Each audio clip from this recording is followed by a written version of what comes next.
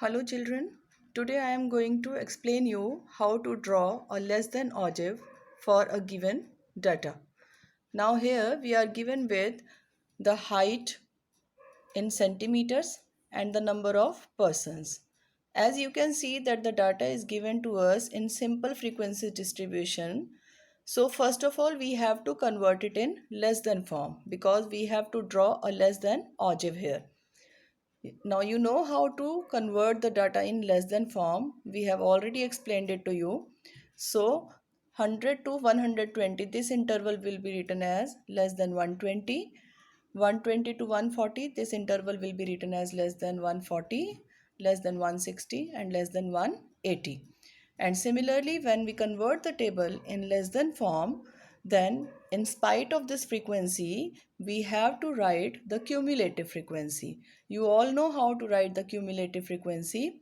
So I will repeat it very fastly here.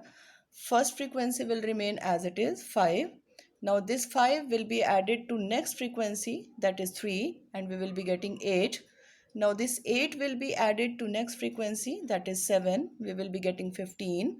And then this 15 will be added to next frequency, that is 5, and we will be getting 20 here.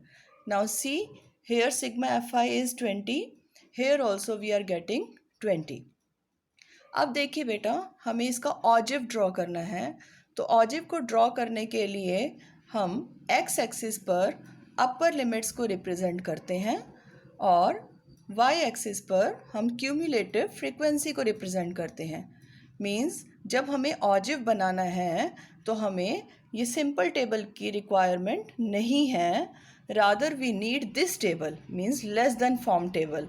तो less than form table में जो हमारी अपर limits होंगी वो हमारे x axis पर represent होंगी.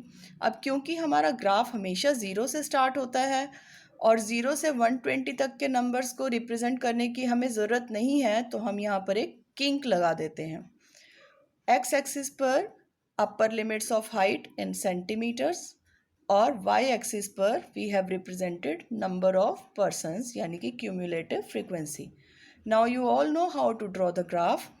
वैसे हमें ग्राफ में ये पॉइंट्स को मेंशन करने की रिक्वायरमेंट नहीं होती, बट आप लोगों को क्योंकि भी सिखाना है तो मैंने इसीलिए ये पॉइंट्स को रिप्रेजेंट कर दिया है.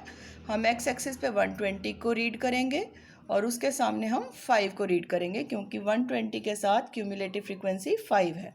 ऐसे ही 140 के साथ क्यूमुलेटिव फ्रीक्वेंसी 8 है, तो 140 एंड 8. Similarly 160 and 15, 180 and 20. अब हमें इन पॉइंट्स को फ्री हैंड ज्वाइन करना है. Free hand join means we need not to use any scale to draw these points. हमें इनको फ्री हैंड कर्व बनाना है. अब ये जो हमारा कर्व तैयार होता है इसी को हम बोलते हैं लेस देन ऑजिव. अब ये जो हमने ग्राफ बनाया, इस ग्राफ का हम कहाँ यूज़ कर सकते हैं मीडियन को फाइंड आउट करने के लिए.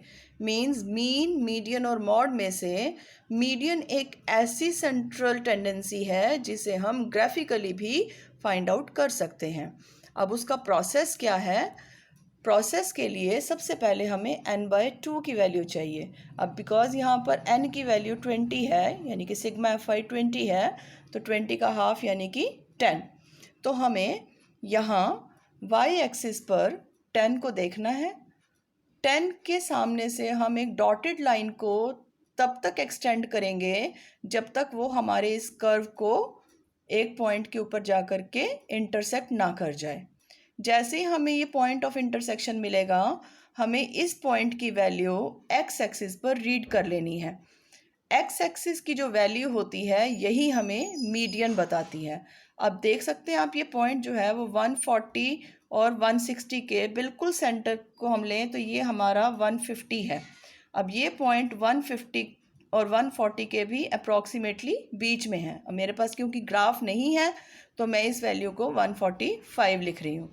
जब आप इसे कैलकुलेशन करके देखेंगे तो ये वैल्यू 145.7 के आसपास कुछ आपको मिलेगी. मीन्स ग्राफ से जो आंसर्स आते हैं वही आंसर्स हमें एक्चुअल कैलकुलेशन से भी मिलते हैं.